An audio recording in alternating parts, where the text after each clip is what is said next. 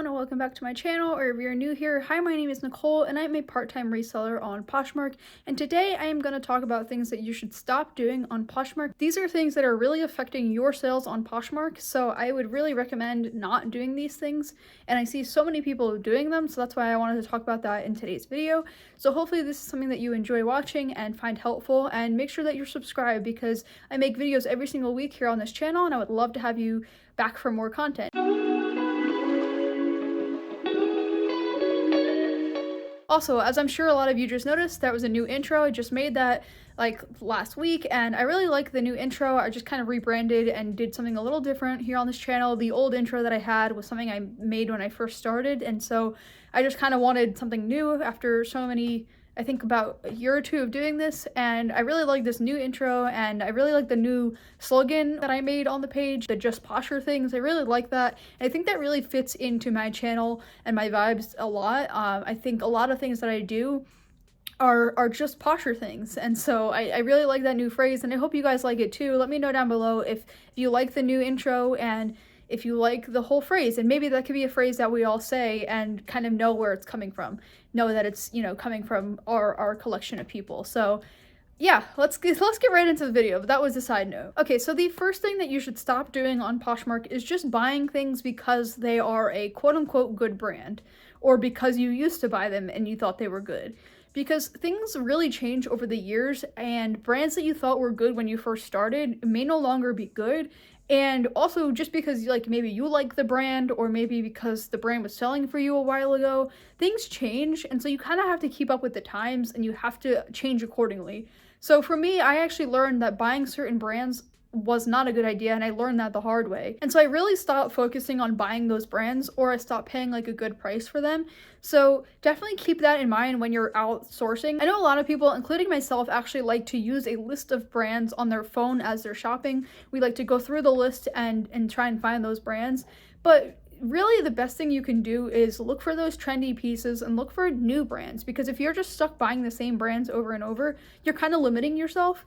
And so I'm always looking for new brands that I can find, and honestly sometimes I don't really know what the brand is when I pick it up, and then I do research and I find out that it's a really good brand. So you don't always have to go with what you know. You can switch it up and buy new brands, and that actually really might help you. You might actually find better brands than you're used to finding.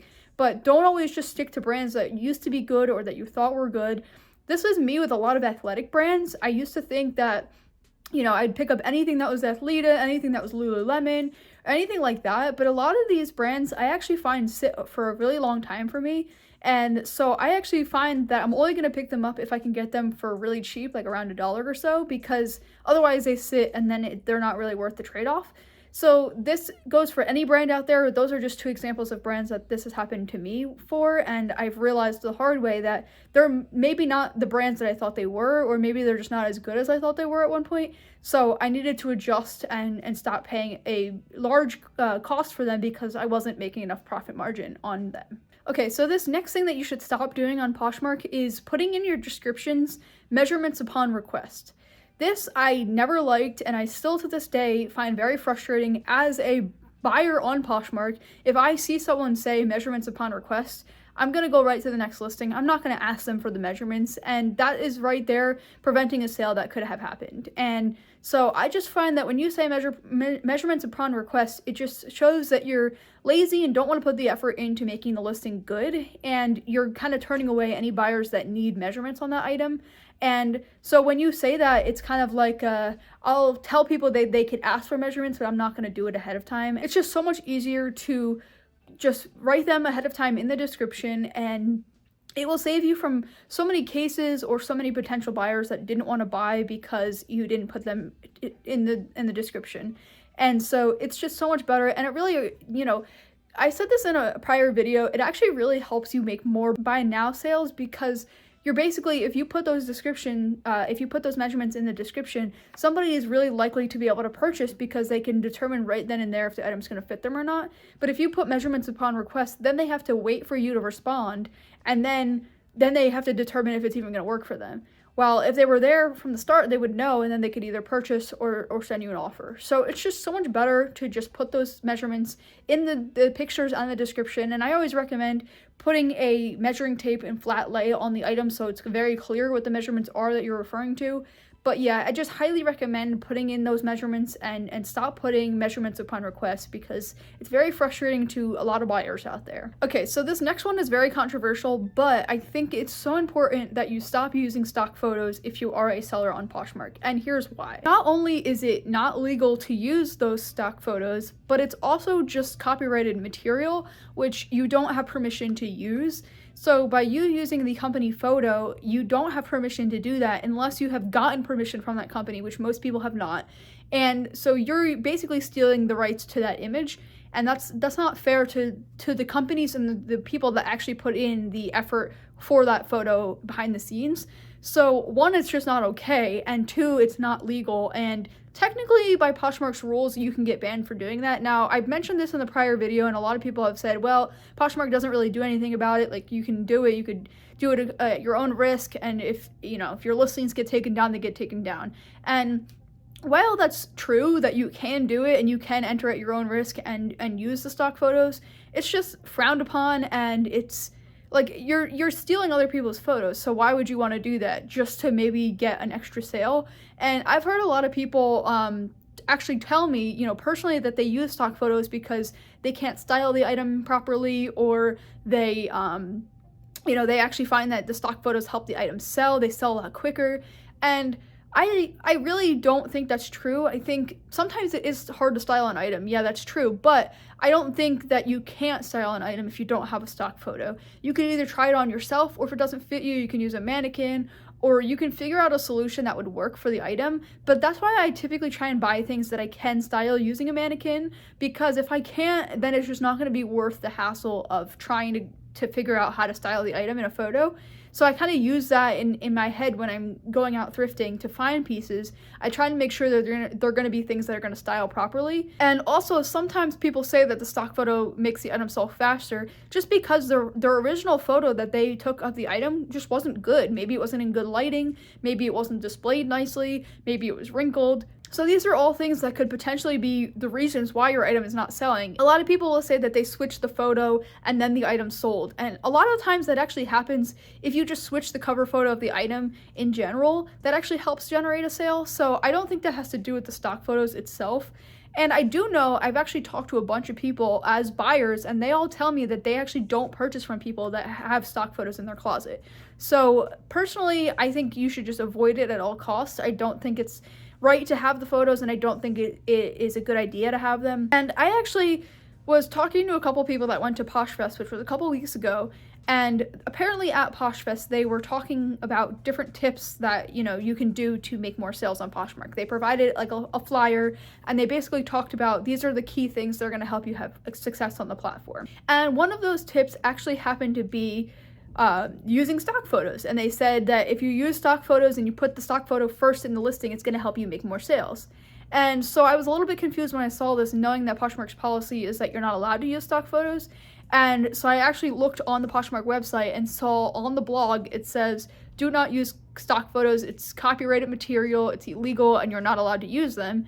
And so then I actually took matters into my own hands and emailed Poshmark and saying I was a little bit confused how there's a discrepancy here where you're advertising at PoshFest to use stock photos, but then on the website it says not to. And Poshmark actually emailed me back and agreed with me that you're not allowed to use them, and that was a mistake, and that they were going to handle it. So all in all, don't use those stock photos. Your listings will get taken down, and you could potentially risk your account getting banned forever. And the thing is, people say, okay, well, maybe it's, it probably won't happen to me, or I could do it until it becomes a problem. But you never know when Poshmark can just take your account away, and they don't have to really provide a reason. So, you don't want to risk that happening. And it's better to be safe than sorry. And I had several listings removed over the years, and so I just don't want to mess with it anymore, and I'm not going to take that chance. Poshmark is all I've built up, and that's all I have. So if I lost that, I wouldn't have anything. So I don't want to risk losing that, and I don't think you should either. It's just not worth it. Okay, and the final thing that you should stop doing on Poshmark is just declining all of those lowball offers. Now, I know that sounds really easy, and I know it's very frustrating to get a lowball offer, but I just think that you should take the time to counter. You never know, they may end up accepting. And actually, a stat that they talked about at PoshFest was 30% of all lowball offers when countered actually get accepted. And so if somebody sends you a lowball offer, and a lowball offer meaning less than 50% of the asking price, if they send you a lowball offer and you counter, 30% of those counters are gonna be accepted. So you might as well just try, and even if it's not like accepted, maybe they'll counter again and you can try and meet somewhere in the middle, or they just don't answer at all, which actually tends to happen with lowball people. They'll send you a lowball, you'll counter at a more reasonable price, and then they'll just not answer you.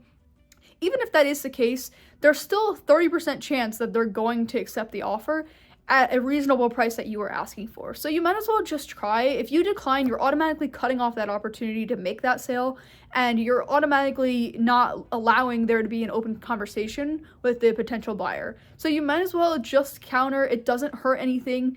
You might have a little bit of an ego bruise just because they sent you a lowball offer and you're countering, and then they might not answer you. But really, it's okay. It's all part of business. Just counter everything, counter or accept, never decline offers. It's bad for the algorithm, and it just doesn't look good, and it prevents you from making those extra sales. So always counter or always accept whenever you can. Okay, so those are the tips I wanted to talk about in today's video. I hope those were helpful, and I hope these are things that maybe if you were already doing these things, maybe you'll stop doing them, and maybe you can make some adjustments that are going to help you have more success on Poshmark.